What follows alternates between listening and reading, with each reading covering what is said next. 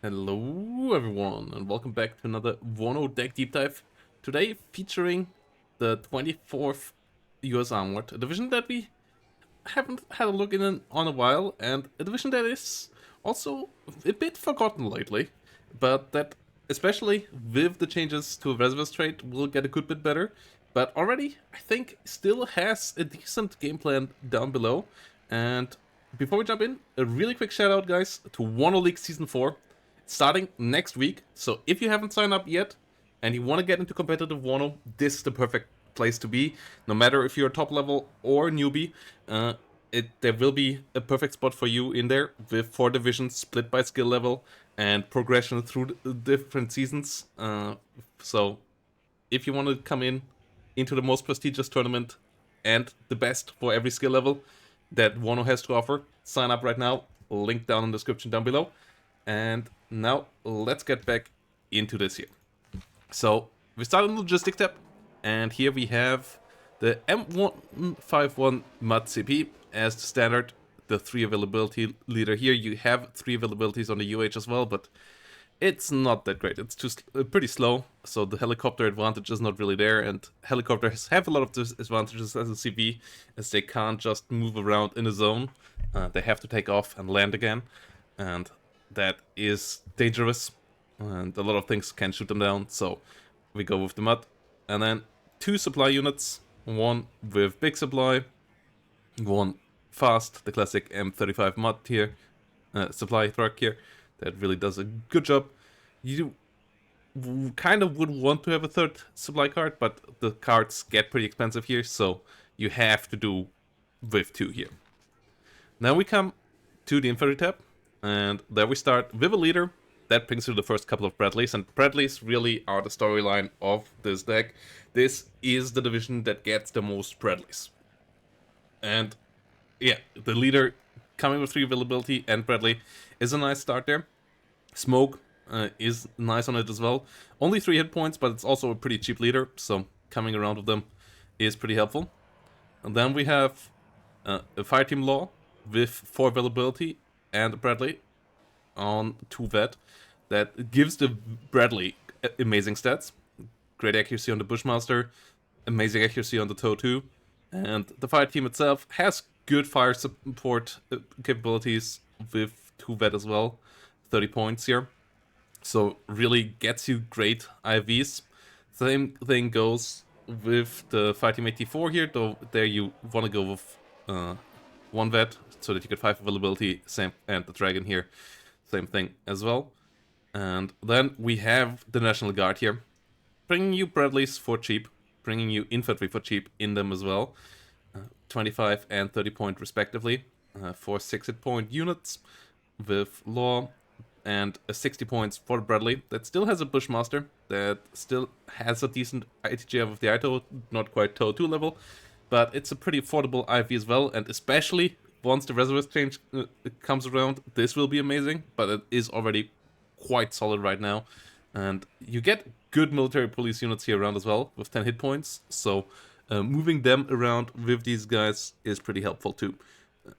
The weapons that these get for 50 points are not the most amazing, but in a National Guard plop, these military police units can fit in quite nicely. Then we have one Tow 2 team here as an ATGM team, and then we have some aircraft troopers here. They only come in UEs in this deck, but sometimes you still need something to come in a bit quicker than the ground vehicles here.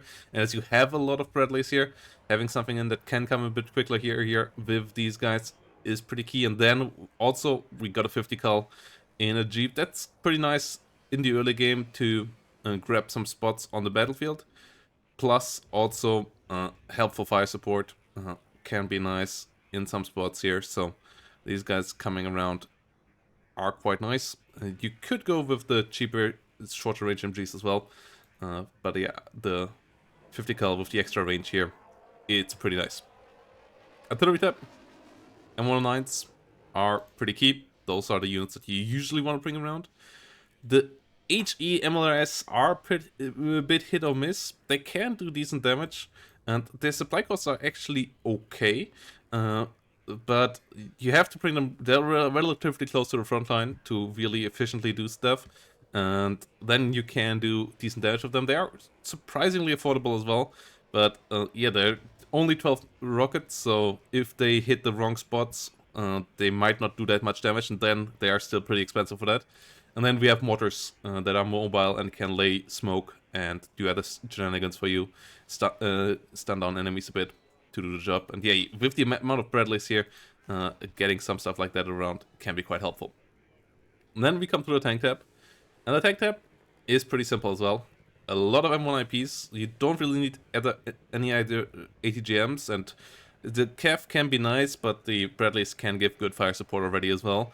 So having just some normal tanks is the go-to way here. Neither the M1 IP nor the National Guard M1 are amazing, but they are both at an okay spot.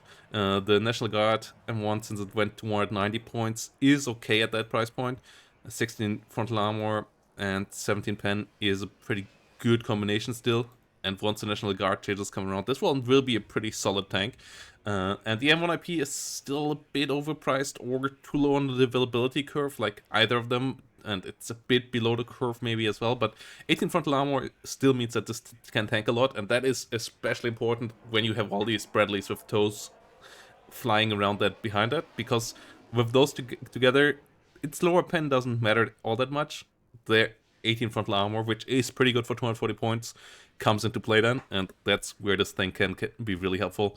In front of 2 or 3 Bradleys, you really want to play that combination, so that's why we bring that many M1 IPs, including the leader here, to get into business and bring that combination around onto the battlefield, which is a bit cheaper and cost efficient than the version that you get with M1A1s in 30US, and really can get you started a bit quicker on the front line.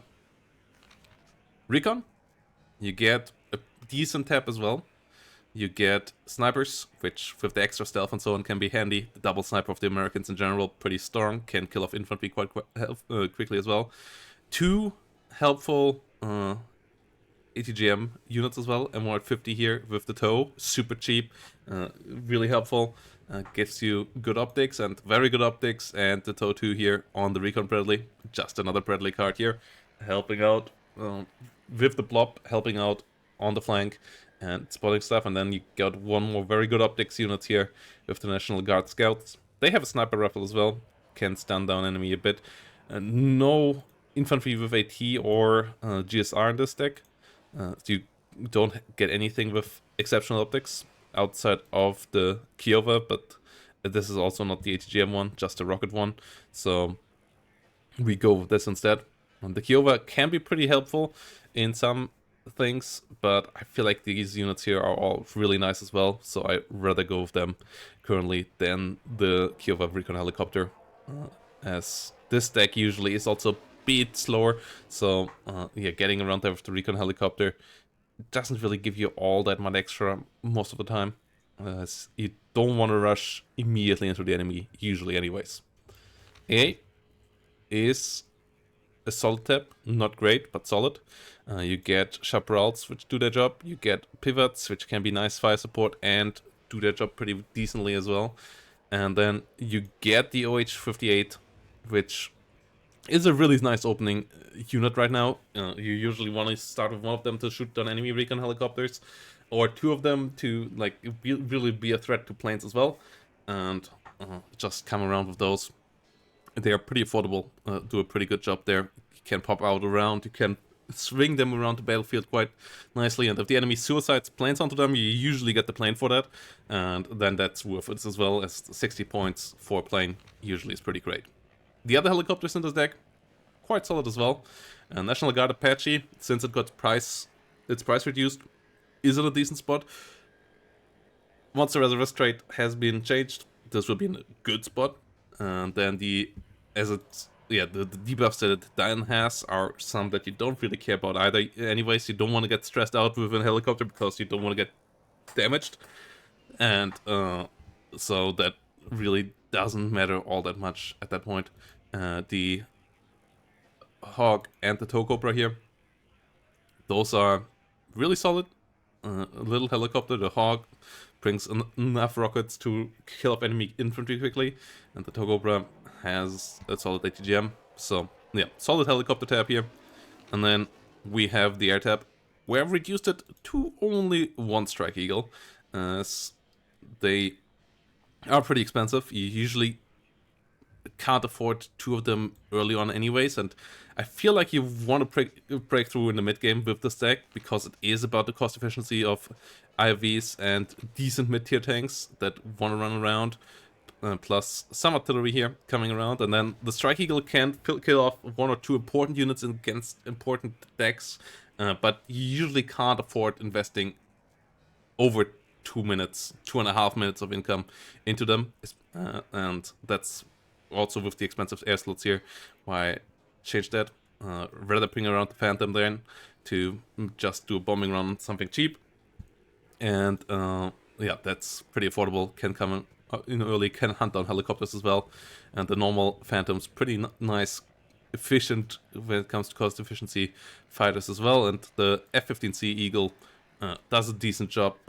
Not the greatest fighter for its price point, as the Sparrows are mediocre for long-range missiles. It has the 40 ECM though, which is great, so it's still a good fighter. It's just not as amazing as the AIM-RAM one or the super heavy missile Su-27s. I like a bit more as well, as they also have a bit more range on their long-range missiles, but in general, still a good plane here, nonetheless. So, yeah, tank tab, pretty solid, and let's talk about what this deck got. It got a lot of IVs, it got a hell of a lot of IVs. It just, in general, gets a good combine arms all around. Yeah, it gets good air superiority, I would say, as well, with the Phantom Eagle combo. I always like that. What it doesn't get is good early game, good forward deployment. It also doesn't get a great infantry unit itself. Like the Bradley fire team combo is nice, but you don't get any meaty, like, good infantry squad. You get engineers and so on, but you don't really love them here. The aircraft troopers, they are all decent, but you don't get any special forces, any strong squad. So those are for sure two weaknesses. And then the lack of a really good tank, either cheap or expensive like M1A ones, is a slight issue as well. Like the slight cost efficiency and efficiency issue in the tank tab is a bit of an issue as well. So those three deficits play for sure a role, mean that this division currently is not top tier. It might get cost efficiency top tier once the reservist trade changes come in. We will see about that, and I'm pretty hyped for that. And yeah, with that said, see you in the next one where we're gonna play this, and also see you in League, guys. Have a nice day, and see you all around.